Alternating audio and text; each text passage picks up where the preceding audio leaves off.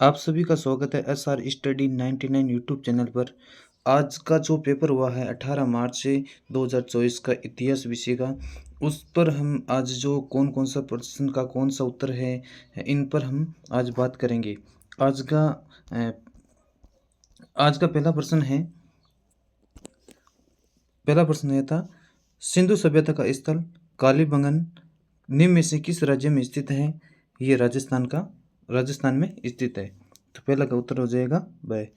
अगला प्रश्न अगला प्रश्न है, मोहनजोदड़ो बस्ती कितने भागों में विभाजित थी? 2 भागों में विभाजित थी। तो इसका उत्तर ए सही हो जाएगा।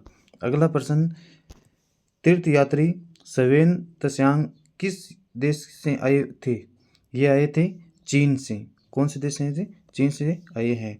अगला प्रश्न है, गौतमी पुत्र श्री सातकर्णी किस वंश के प्रसिद्ध शासक थे? ये सातवाहन वंश के थे। अगला प्रश्न, जैन धर्म के अनुसार महावीर स्वामी से पहले कितने तीर्थंकर हो चुके थे? 23। महावीर स्वामी 24 थे और इससे पहले कितने हुए? 23। तो इसका उत्तर स हो जाएगा। अगला प्रश्न पूछा है कि फ्रांसवा बर्नियर ये कहाँ का था? फ्रांस है। फिर इबन बतूता ये मोरक्को से। पीटर मुंडी ये गलत हो जाएगा इसके अंदर। आगे मोरको पोलो इटली का, ये मतलब ये जो 3 तो सही है, लेकिन आपको बताना जो गलत है, जो सही नहीं है वो बताना था। तो ये पीटर मुंडी है, ये कहाँ से आया था? ये इंग्लैंड से आया था, इंग्लैंड का निवासी था। अगला प्रश्न, travels in the Mughal empire ग्रंथ किसने लिखा? फ्रांसवा बर्नियर ने लिखा है। अगला प्रश्न, इब्न बतूता को किस शहर का काजी या न्यायाधीश नियुक्त किया गया था? दिल्ली का। अगला प्रश्न, विजयनगर साम्राज्य की स्थापना किस वर्ष हुई थी? 1336 ईस्वी में हुई थी। अगला प्रश्न, यवन शब्द का प्रयोग किन के लिए किया गया था? यूनानियों के लिए किया गया है।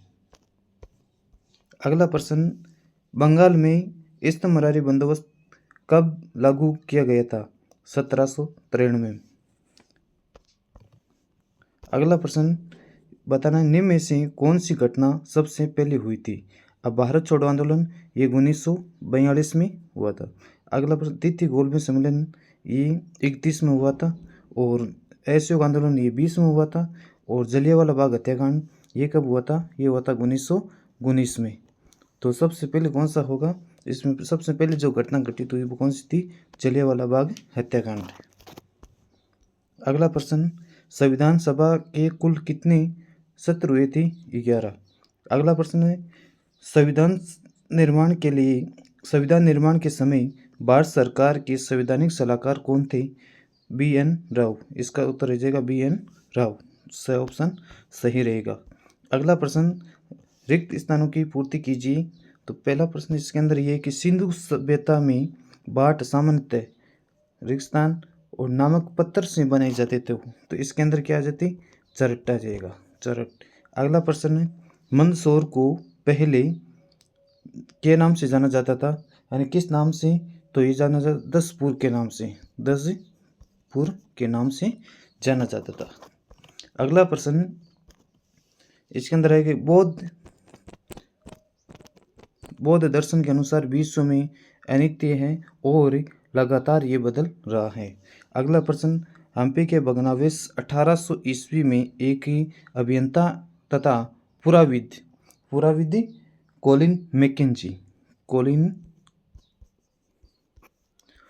मैकेंजी द्वारा प्रकाशन में लाए गए थे। अगला प्रश्न, 1860 के दशक से पहले ब्रिटेन में कच्चे माल के तौर पर आयात की जाने वाली समस्त कपास का 3/4 भाग कहाँ से आता था? तो इसका उत्तर रह जाएगा अमेरिका। अगला प्रश्न, सहायक संधि वेलेजली द्वारा 1798 ईस्वी में एक व्यवस्था थी, यानी इसके अंदर उत्तर क्या आ जाएगा? वेलेजली इसका उत्तर सही रहेगा। अगला प्रश्न, 13 दिसंबर 1946 को किसने संविधान सभा के सामने उद्देश्य प्रस्ताव पेश किए थे? तो नेहरू जी। ये तो प्रश्न सरल था। नेहरू जी द्वारा प्रस्ताव पेश किया गया था। अगला प्रश्न, अति लघुरात्मक प्रश्न। निम्न प्रश्नों के उत्तर एक शब्द अथवा एक पंक्ति में दीजिए। इसमें वो एक पंक्ति या एक शब्द में उत्तर देना था। पहला प्रश्न आया है, आप कैसे कह सकते हैं कि सिंधुवासियों का सुदूर क्षेत्रों से भी संपर्क था? ये बात आप कैसे कह सकते हैं? तो ये प्रश्न मेसोपोटामिया में प्राप्त और ओमन एवं सिंध सभ्यता से जो प्राप्त निकल के अंश प्राप्त हैं, उसके आधार पर हम कह सकते हैं कि सिंधुवासियों का सुदूर क्षेत्रों से भी संपर्क था। अगला प्रश्न, पाटलिपुत्र को वर्तमान में क्या कहा जाता है? वर्तमान में पटना के नाम से जाना जाता है। अगला प्रश्न, मातृवंशिकता का अर्थ बताइए। मातृवंशिकता का अर्थ क्या है? यानी आपको पता है कि जो पितृवंशिकता थी उसी आधार पर ये जो मातृवंशिकता को कहा जाता है, यानी उसके अंदर जो पिता के पुत्र फिर उसके पुत्र, जो ये परंपरा चलती थी, इसी प्रकार जो माता के नाम ये जो वंश चलता था उसी को मातृवंशिकता का अर्थ कहा जाता है, यानी इसके अंदर क्या आ जाएगा? माँ। अगला प्रश्न, इब्न बतूता के अनुसार दावा डाक व्यवस्था क्या थी? इब्न बतूता के अनुसार दावा डाक व्यवस्था क्या थी? तो ये जो पैदल संचार व्यवस्था थी और उसके अंदर एक मील के आगे यानी कि तीसरे स्थान पर उसको जो व्यवस्था की गई थी यानी उसको दावा कहा था। अगला प्रश्न है, गोपुरम किसे कहते हैं? गोपुरम कहते हैं मंदिर के जो प्रवेश द्वार को गोपुरम कहा जाता है। अगला प्रश्न, मुकदम या मंडल शब्द किसके लिए प्रयोग किया गया था? तो ये ग्राम पंचायत के मुखी को मंडल या मुकदम कहा जाता था। अगला प्रश्न, 1929 का कांग्रेस का लाहौर अधिवेशन किस दृष्टि से महत्वपूर्ण था?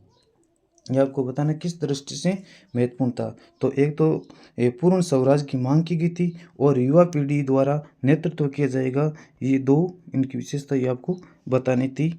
और अगला प्रश्न, गरीबों के साथ अपना दातात्म्य स्थापित करने के लिए गांधी जी ने क्या किया था? तो इसका उत्तर रह जाएगा, यानी कि महात्मा गांधी ने लोगों के साथ रहे थे, उनकी भाषा में बात करते थे, वो लोग जैसे साधारण वस्त्र पहनते थे उसी प्रकार ये भी साधारण वस्त्र पहनते थे, ये आपको बताना था। अगला प्रश्न है, राष्ट्रीय ध्वज के प्रस्ताव को संविधान सभा में किसने पेश किया था? नेहरू जी ने। किसने था? जवाहरलाल नेहरू ने। अगला प्रश्न,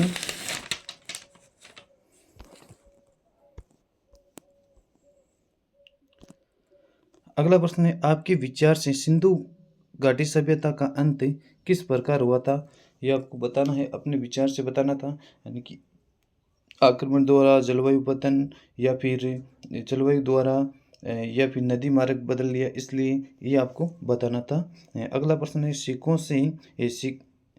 सिक्कों से क्या ऐतिहासिक जानकारी प्राप्त होती है? सिक्कों से जैसे आपने देखा था कि आहाती, लेख प्रति, ये जो गुप्त वंश है, कुषाण वंश है, यानी इनके बारे में हमें जो जानकारी मिलती है। अगला प्रश्न है, स्त्री धन किसे कहते हैं? यानी जब स्त्री की, यानी जब कोई लड़की की शादी की जाती थी और उसके शादी करने के बाद उसके पिता के द्वारा जो दिया गया जो धन या संपत्ति थी उसको स्त्री धन कहा जाता है। अगला प्रश्न है, किन्हीं दो स्तूपों के नाम बताना है। किन्हीं दो स्तूपों के नाम बताइए। कोई भी दो स्तूप, जैसे कि सांची का स्तूप, परहुत का स्तूप, या फिर अमरावती का स्तूप, कोई भी जो आप करे वो दो स्तूप के नाम बताने थे। अगला प्रश्न पूछा है, इब्न बतूता ने वनस्पति उपज पान का चित्रण किस प्रकार किया था, यानी उसने बताया जो अंगूर लता जैसे इस प्रकार उसने जो अपनी यूनान की जो विशेषता बताई उसके आधार पर इसने बताया था। अगला प्रश्न है, आपके विचार से चिश्ती सिलसिले की किन विशेषताओं से उसे लोकप्रियता बनाई थी, यानी उन्होंने अपना साधारण जीवन बना ले जो सादगी जीवन बिताते है ना उनसे संबंधित थे।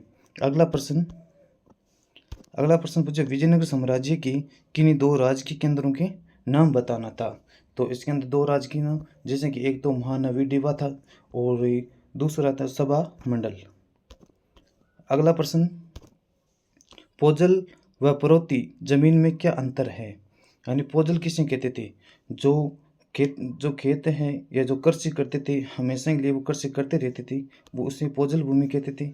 और परोती भूमि यानी कुछ समय के लिए छोड़ दिया जाता था उसे परोती भूमि है। तो इसके अंदर आपको दो अंतर बताना था, स्पष्ट करना था। अगला प्रश्न, दक्कन दंगा आयोग की रिपोर्ट इतिहासकारों को किस प्रकार की सामग्री उपलब्ध कराती है, यानी आपको पता हो तो 1878 के अंदर जो रिपोर्ट पेश की उसके अंदर था कि जैसे किसान है, जोतदार है, अंग्रेज या जमींदार, इनके बीच में जो मतभेद होते थे उनसे संबंधित ये प्रश्न आया है। अगला प्रश्न, उपनिवेशवाद और देहात नामक अध्याय में कुदाल और हल से क्या आशय है। कुदाल का मतलब कुदाल किसका प्रतीक था, यानी जो पहाड़ी लोग थे और वो हल का कुदाल का प्रयोग करते थे। उपनिवेशवाद और देहात नामक अध्याय में कुदाल और हल से क्या आशय है। कुदाल का प्रयोग कौन करते थे, पहाड़ी लोग, और हल का प्रयोग कौन करते थे, संताल लोग। अगला प्रश्न, सहायक संधि की दो शर्तें बतानी थी। अगला प्रश्न, सहायक संधि की कोई दो शर्तें बतानी थी। अगला प्रश्न है कि संविधान सभा ने अप्रत्यक्ष उन्मूलन हेतु क्या सुझाव दिए गए थे, दो सुझाव दीजिए। अगला प्रश्न 100 शब्दों में देना था लगभग। और मौर्य वंश की जानकारी किन स्रोतों से प्राप्त होती है लिखिए। और प्रश्न अथवा के अंदर यह है कि मौर्य साम्राज्य के प्रमुख राजनीतिक केंद्रों के बारे में लिखिए। बौद्ध दर्शन की प्रमुख शिक्षाओं को स्पष्ट कीजिए। वैष्णववाद का विकास किस प्रकार हुआ था समझाइए। इन दोनों में से एक करना था, ये 3 नंबर का प्रश्न था। अगला प्रश्न